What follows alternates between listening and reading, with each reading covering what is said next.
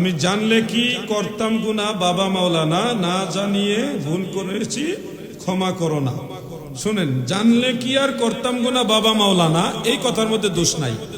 এটা ঠিক আছে, একটা আক্ষেপ করে বলতেছে বাবা ও আমার মুর্শিদ, মুর্শিদকে তো বাবা বলে, বাবা আমি জানলে তো এই গুনাহ করতাম না, এটার মধ্যে কোনো দোষ নাই, অপরাধ নাই। দোষটা কোন জায়গায়?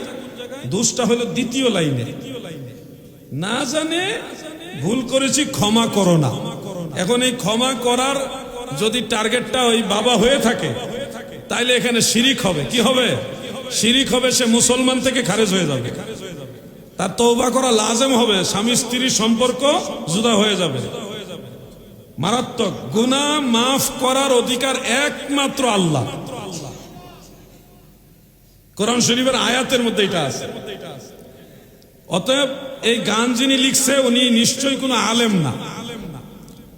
আর যেগুলি জাহেলরা লিখছে, হিন্দু বেড়া গান লিখে গেছে, এটা আপনি মুসলমানে তো ভালাভালি করেন না। ভালো অনেক কাসিদা আছে, এগুলি গান, এগুলি নিয়ে লাফালাফি করেন না।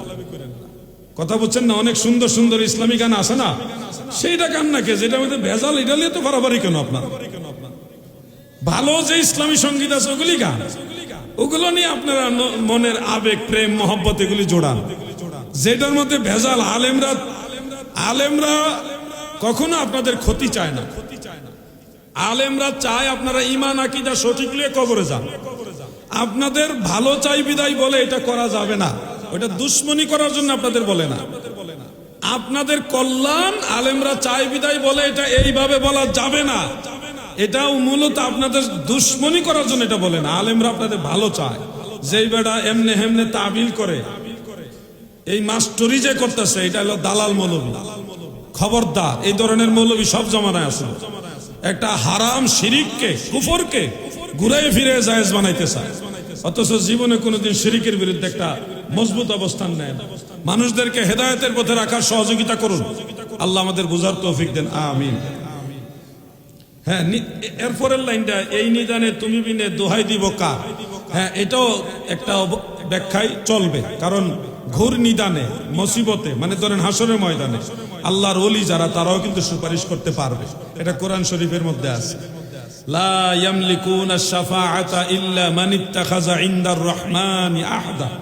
এরকম আর অনেক আয়াত আছে, ইল্লা মান শাহিদা বিল হাক্কি ওয়া হুম ইয়ালামুন।